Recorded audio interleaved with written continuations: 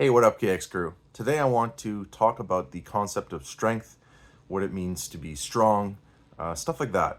I had a discussion with a client recently that I'm gonna want to try to mimic with this video because a lot of times when I'm talking to my clients about something, I get inspired to make a video to kind of reflect kind of the stuff we talked about because it reminds me, hey, there are people out there that need to hear this. So I want to use my own personal journey as kind of an example. I kind of had a bit of a revelation when it comes to strength training. I'm not strength training right now. I'm taking some time to just feel healthy, do exercises that I enjoy, trying to stay fit, losing a bit of fat for the summer, stuff like that. And I felt guilty about that for a long time. I felt like I should be strength training. The strongman competitions are in the summertime. I'm missing an opportunity. I'm like, if I stop strength training now, it's going to be so hard to come back because I've seen in the past how much momentum you can lose if you stop doing it and how hard it is or how hard it can be to get back. And I guess I kind of realized, like, let's go back to the beginning. When I started lifting, the first milestone, and I'm gonna talk deadlifts because for me, deadlift has always been like the marker for strength, physical strength. I'm not saying that it is the defining exercise for strength, but for me, it was, right? So you hit one plate, you finally feel like you're in the mix, you finally feel like you're in the run, right? That's the first big milestone. Then you hit two plates, and you're like, yeah, nah, I'm keeping up with everyone in the gym. I'm already like above average strength here. Like, this is awesome. But like, a lot of people do two plates in the gym. Like, I will have really made it if I hit three plates. So then the quest for three plates begins. I get stronger, I get stronger, I get stronger. I hit three plates. All of a sudden, I'm doing three plates for reps, and the quest for four plates begins. I think if I hit four plates, man, like, you don't see anyone doing four plates. I will really be strong if I can hit four plates. So that journey begins, and I train and I train and I train, and I get to four plates. And I tell you, when I pulled four plates, I felt like the strongest man in the world. Like, I felt so good. But it's kind of a fleeting feeling. Like, you enjoy it for a while, but then inevitably, I set my sights higher.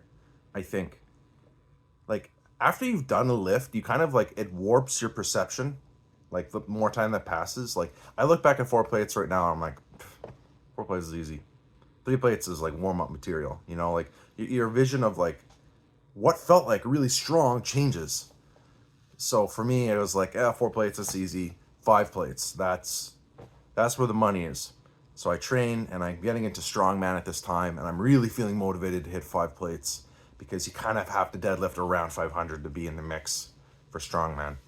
And I trained really hard, and I hit the lift, and I couldn't believe that I had lifted 500 pounds.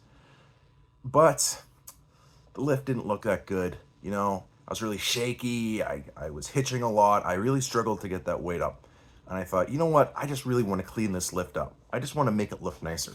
So then I was training for that. And I'm like, I want to hit this for reps because that would be nuts if I could hit 500 for reps, right?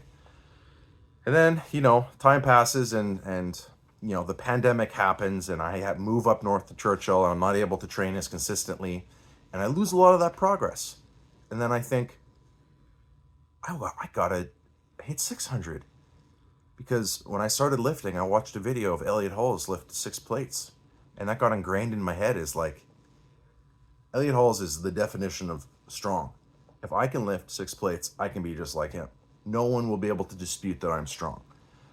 So then I start training for that. And I'm really like motivated. Like, I'm writing my goals out. I make it a training plan, but it's just coming so hard and so long because the higher in weight you go, the harder it is and the longer it takes. And I was just dreading it. I didn't like deadlifting anymore. It was just too heavy. It was too hard on the body. I wasn't enjoying it anymore. And I felt like frustrated because I'm like, I'm so close to finally being strong. And I just kind of realized, like, I this this chase is never going to end. If I hit six plates, I'm just going to be looking to the next thing. It starts with cleaning up the rep. It starts with getting more reps, then, so on and so forth. That was kind of a revelation for me. I felt like I had needed to prove to myself and to others that I was strong. And it really became a part of my identity. I wanted to be known as the strong guy. I wanted to I wanted people to call me when they needed furniture moved. I still do because I like doing that stuff. But I wanted that to be me. I wanted to feel strong because I have a slow metabolism and I'll be fighting off fat my whole life. It just comes on so easily. So I'm like, you know what? The bodybuilding thing's not really for me. I don't have the body type for it or the commitment to not eat as much food or whatever. I'm like, strength is going to be my route and I'm going to show the world. And the thing is, I realized that I had to change what being strong meant to me. I had to stop comparing myself to other people. I had to stop comparing myself to celebrities. Like, I'm watching strong men compete, warming up with weight that I do, and it made me feel so weak and small, you know. And when you go to the gym, it's really easy to see somebody else lifting a weight that's heavier than you and think, that guy's strong.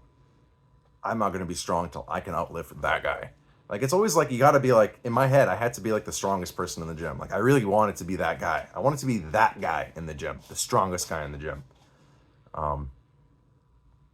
And that was a great motivator for me. But having a motivation like that can only take you so far before it has a negative effect. And you feel like, you just feel weak forever because you're never going to feel strong if you don't allow yourself to just revel in your victories and take it in and just be grateful. You know, you're always going to be chasing it and you're never going to feel strong. Like, that's the irony. Like, I've been lifting hundreds and hundreds of pounds and I feel weak. I feel like I'm not strong yet. It's like, it's crazy. And I go back and I watch clips from my old PRs and I just want to like appreciate that time that I put into it. It may be like, I don't know if I need to hit another deadlift PR in my life. Like, maybe I'll come back to it at some point when it feels appropriate. But I don't want that to be a part of my identity. So the advice that I was giving my client is like, it's great if you want to hit PRs. It's great if you want to get stronger. But be careful because that chase to be strong, you just got to be careful with it because you got to set realistic goals for yourself and figure out what being strong means to you. This is something I've talked about before. Being strong should not be a number, just like losing weight shouldn't be. I'll be happy once I hit that weight because this applies to weight loss too. You have that number that you just have to hit on the scale. When you hit that number, you're not going to feel any different because the weight loss is gradual. You'll hit the number. You're still the same person. You think, why am I not happy? Oh, I know, because I need to be lighter, right? It applies to everything, right? If you're competing trophies, that won't mean anything to you in a few years, right? So you have to take a look at what being strong means to you at your heart. Why do you value it? What value does it hold for you? You know, and this is something that I'm still thinking about. I'm trying to think every time I think about, do I still think I'm strong, even though I'm not weightlifting? So I'm kind of evaluating and being like, okay, I want to maintain a baseline of strength so that for everyday tasks, I still feel like they're easy. I can still help someone move some weight if they have to. I still have grip strength. There's a lot of like pluses, positives that your body experiences when you're kind of maintaining some level of strength. That just makes life a lot easier. You feel like you have more energy, you know, stuff like that. Your ligaments and joints can be a little bit protected, right? So I think that I want to maintain some of those perks without pushing myself to go over the edge. Will I go back to strongman? I don't know. The weight is just insane. So it's just something that I'm wrestling with, and I don't know if it's something that I want to continue to work towards. But anyways, I'm kind of rambling a little bit. So that is the point of the video. If you feel like you're not strong enough, reevaluate what that means to you. What does it mean to be strong? What are the values associated with it? Why does it matter to you? Will you be happy when you hit that number? Will you be willing to hang it up when you hit that PR?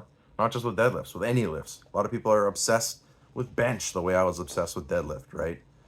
You think, yo, I'll finally be happy when I push 3 plates, right? There's always going to be someone moving more weight than you. So you just, it can quickly become a toxic thing for your mental health, right? All right, I'm going to wrap the video up here. I've been talking a long time. Thank you guys so much for watching. If there's anything you'd like me to talk about, leave a comment or DM me. And I'll see you guys in the next video. Subscribe if you haven't. Clausniks out.